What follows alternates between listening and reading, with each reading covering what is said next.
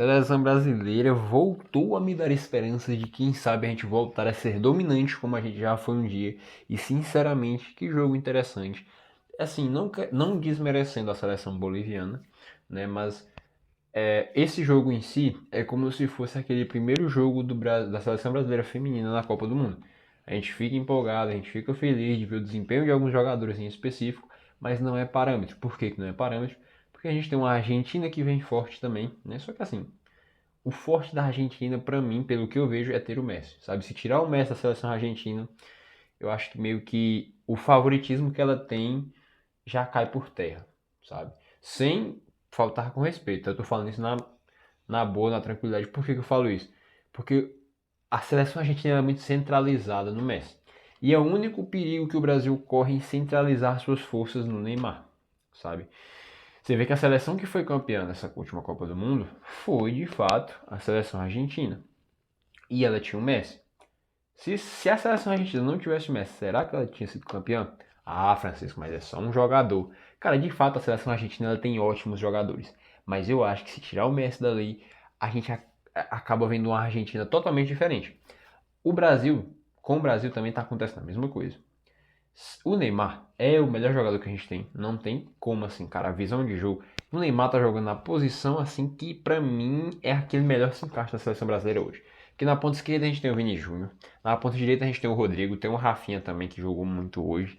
Tem o próprio Rodrigo que pode jogar de centroavante. Ainda tem o Richarlison, o Matheus Cunha. O Gabriel Jesus que pouco mostrou serviço hoje porque foi colocado já um tempo acabando. Mas que vale a pena muito testar o Gabriel Jesus nesse novo ciclo. Nesse novo ciclo de Copa do Mundo que vai ter muitas coisas pra gente ver, né? Um Gabriel Jesus que atualmente joga no Arsenal totalmente competitivo que vai brigar por grandes títulos.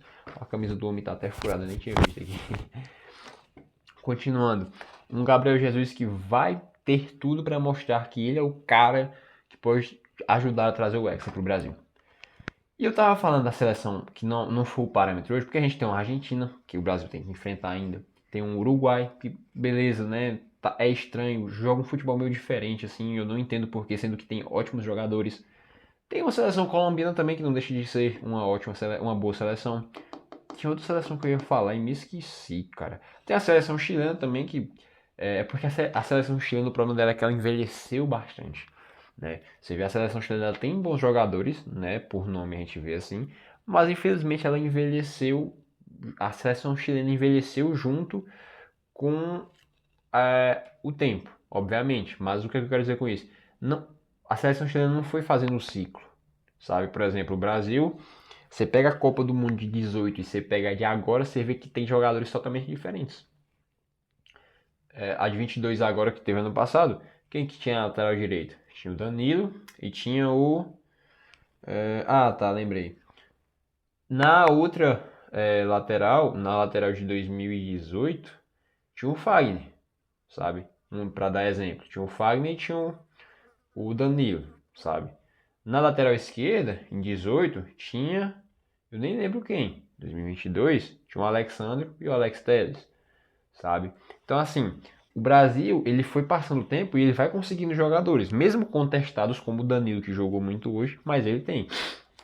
E a seleção brasileira hoje é justamente esse ponto que eu acabei de citar, o que a gente mais tem que ficar feliz, vamos dizer assim. Vou espirrar, não vou. Ah, dane-se. Porque a seleção brasileira hoje, ela conseguiu demonstrar. Os jogadores que são muito contestados mostraram um talento que talvez algumas pessoas não sabiam que eles tinham. O Danilo jogou de armador. Ele fez um papel de armador que poucas pessoas sabem, pelo menos eu, Francisco Gabriel, não tinha o conhecimento que ele armava tão bem quanto ele arma, sabe? Mérito também para o Fernando Diniz.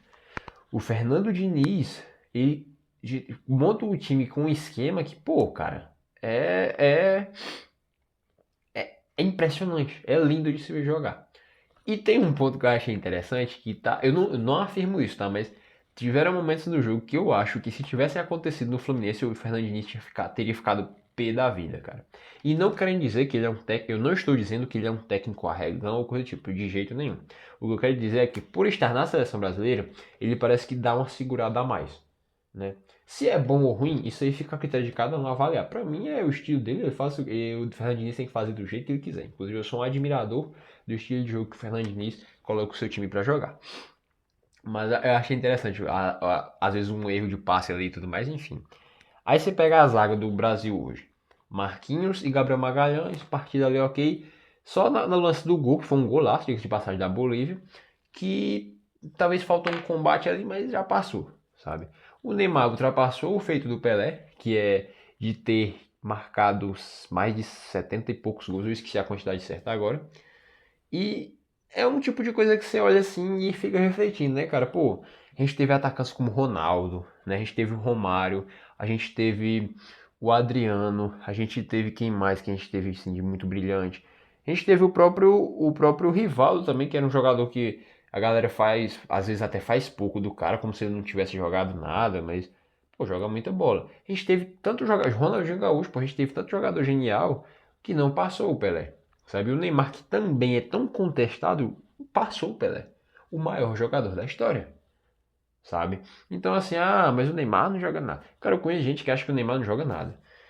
Acha que o Neymar é ruim, muito disso também às vezes se passa pelo posicionamento político dele, tá? Eu conheço pessoas que não gostam do Neymar por conta do seu posicionamento político. Francisco, isso está errado? Eu não tô aqui para jogar ninguém, cada um com sua opinião aí. Se você pensa assim também, não tenho problema nenhum com isso, cada um com seu cada um, né? Eu respeito todo mundo. Mas assim, a pessoa, se eu vou chegar para conversar com alguém sobre futebol, a pessoa chega para mim, olha no meu olho e fala: esse Neymar não joga nada, eu nem puxo o assunto, sabe? A partir do momento que a pessoa fala isso, a minha conversa daqui em diante é só: é, tá bom, só isso. Porque, cara, de coração, pode ser ruim, o cara, perdão, pode não concordar, pode dizer que o cara tem problema X, problema Y, tem defeito X, defeito Y. Pode falar o que quiser do cara, mas que no campo ele é um monstro, isso aí não tem quem falhou contra ele, que o cara joga demais. Você pode ter o problema que tiver com o Neymar fora do campo. Dentro do campo o cara resolve. Não tem jeito, sabe? Então assim, cara, que coceira no rosto. Não sei o que é que eu coloco pra gravar. Dá umas coceiras medonhas no meu rosto que não dá, mano. E aí a pessoa pensa, é nervoso? Não é, pô, eu faço isso direto. Ficar nervoso por causa de uma gravação, mano. Pelo amor de Deus. Enfim, um assunto nada a ver aqui. Ainda sobre o jogo. A gente viu um desempenho do próprio Rafinha, que eu falei, que jogou muita bola. A gente viu um desempenho bacana também do Rodrigo, jogando muito, se recuperando daquele momento lá da Copa do Mundo e tudo mais. Que, pô, de coração, perdeu o pênalti e tudo mais, mas se a gente for ver na estrutura do jogo, cara, tudo bem que perdeu o pênalti, mas eu acho que o menos culpado. Eu não jogo culpa pra ninguém, tá? Mas a galera fica crucificando jogador aí. Eu acho que o menos culpado disso tudo foi o Rodrigo, tá? Mas enfim. Cara, a gente tem um Rodrigo, a gente tem um Rafinha que tá jogando muita bola. Infelizmente o Richarlison tá numa fase assim, até uma fase complicada, até chorou no banco, sabe? E assim, eu não tenho problema nenhum com o Richarlison, o cara joga bola, joga muito bem, sabe? Tem tudo pra. Essa temporada, pra mim, do Richarlison é a temporada D, né? Que a gente chama de dia D, que é o tipo dia de resolver. Essa pra mim é a temporada D do Richarlison. Tipo, essa é a chance que ele tem de brocar. Por que que eu falo isso? Porque essa temporada, cara, é uma temporada muito forte na Premier League. Mesmo com os árabes contratando a rodo, na Premier League vai ter muita disputa, o que é saudável para jogadores da seleção brasileira, como Gabriel Magalhães, Gabriel Jesus, o próprio Richarlison. Temos também o Emerson Royal, que eu acho que está convocado, tá até no banco. Ah, não, quem está convocado é o Wanderson, lateral direito. Mas tem o Emerson Royal. Ou ele está fora do.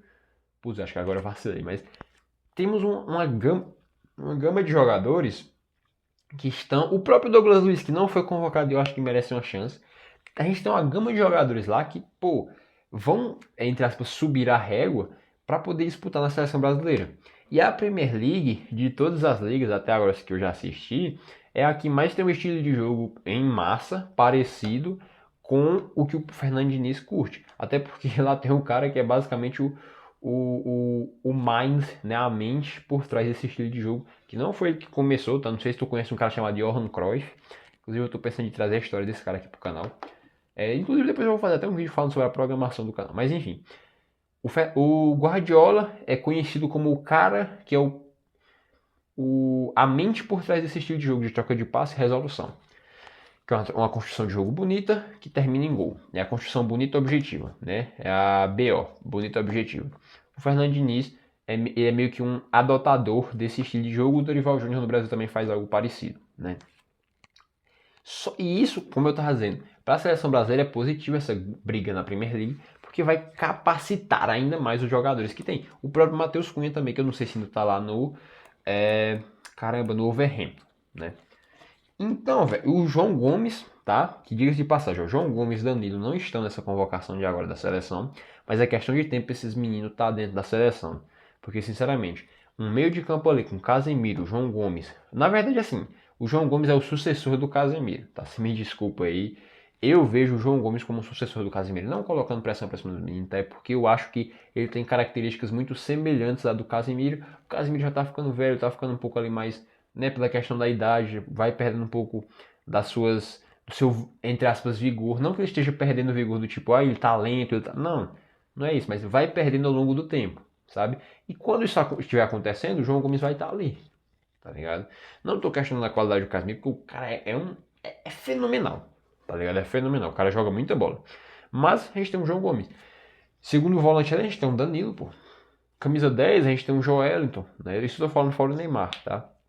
Porque assim, o Brasil ele tem muitos jogadores bons, só que em algumas posições tem essa certa carência. E hoje a gente viu que para a posição que o Brasil mais se preocupa, a gente tem um jogador estrela, que é o Neymar. E a gente precisa de um reserva. É óbvio que um reserva à altura do Neymar, jogador da altura do Neymar, da altura, né, não da altura do tamanho, mas né, da qualidade, é Messi, Cristiano Ronaldo, que são, para mim, no 1 contra 1, Neymar é melhor do que todos, tá? No 1 contra 1. Eu acho que o Neymar só perde num contra um pro Ronaldinho Gaúcho. No auge, os dois. Fora isso, eu acho que não perde pra ninguém. Mas, falando sobre a qualidade, a gente tem uma estrela nessa posição. Mas a gente precisa de um cara pra tipo, pô, o Neymar não vai rolar jogar hoje. E aí? Bota esse cara. Eu vejo um Rodrigo ali, pô, que joga pra caramba, sabe? Temos o Joelinton, né? A gente tem o próprio Paquetá, que eu não sei como é que vai ficar a situação dele na seleção, que pode fazer essa função também. É óbvio, cara, são características diferentes, mas a gente tem essas opções pra gente poder explorar, no bom sentido da palavra. Então eu acho muito válido, cara. E assim, esse jogo me empolga por ver uma seleção fazendo algo diferente, sabe? Talvez eu não assista o jogo contra o Peru, que é na semana que vem, mas o jogo, no dia que disser assim, pô, tem um Brasil e Argentina, tem um Brasil e Uruguai, um Brasil e Colômbia, eu vou estar assistindo. Porque eu quero ver essa seleção brigando contra seleções que atualmente estão brigando por coisas muito grandes. Se a seleção brasileira tivesse a possibilidade de jogar um amistoso contra a seleção francesa, isso pra mim seria lindo, cara. Lindo demais. Pô, ver o Neymar e Mbappé ali, cara. Eu preferiria muito mais ver uma seleção brasileira contra a seleção francesa do que seleção brasileira contra a seleção portuguesa. Não que eu tenha problema com isso, até porque a seleção portuguesa ela é muito forte, cara. A pessoa fala, mas a seleção portuguesa só é forte por causa do Cristiano Ronaldo. Geralmente quem fala isso é porque não acompanha porcaria nenhuma de futebol, não conhece Rafael Leão, não conhece Rubem Dias, não conhece aquele cara que tá na Arábia que me fugiu o nome agora, que jogava no Wolverhampton junto com o Matheus Cunha, que tá com o João Gomes também. Não conhece o João Cancelo, não conhece essa galera muito top de Portugal, sabe? E quando você para pra ver o elenco de Portugal, você vê que é um elenco muito forte, mas a seleção francesa, individualmente, só tem uma seleção. Escreva o que eu vou te falar. Só tem uma seleção que tem tantos talentos para tantas posições que são melhores para mim se for pegar num contra um. Talvez são melhores do que a França, que é a Inglaterra. Acontece uma coisa com a Inglaterra que para mim é quase que inexplicável. A Inglaterra tem jogadores bons em todas as posições do seu campo, mas até agora não conseguiu nesses últimos anos despontar numa Copa grande, uma Copa do Mundo da vida. Isso eu acho curioso, sabe? Então, um Brasil que nem tá sendo especulado um possível jogo do Brasil e Portugal. Seria interessante? Seria, mas o Brasil e França para mim seria mais. Porque as três seleções que mais têm talentos em posições diferentes para mim são Inglaterra, França e Brasil. Eu coloco o Brasil em terceiro porque o Brasil ainda tem problemas, entre aspas, que para mim não tem problema, mas se comparado com eles, tem um certo problema em laterais, porque você pega os laterais. Talvez os laterais do Brasil sejam melhores do que os da França. Os laterais que jogam na França atualmente, talvez, tá? Mas da Inglaterra não. Em compensação, o Brasil também tem um certo problema ali de camisa 10, que agora a gente tem o Neymar. Só que na seleção francesa a gente tem mais opções. Então é isso que pega. Na seleção da Inglaterra também. Então é isso que eu acho que por isso que o Brasil fica em terceiro. entende? Mas o jogo de hoje serve principalmente pra gente olhar pra seleção, que susto, e pensar, agora a gente tem uma nova possibilidade de ganhar o Hexa. Mas é isso. Comenta aqui abaixo a tua opinião sobre o jogo da seleção, o que tu achou do jogo da seleção. Muito obrigado por assistir até aqui, eu espero que você tenha gostado e eu te vejo no próximo vídeo, hein? É nóis.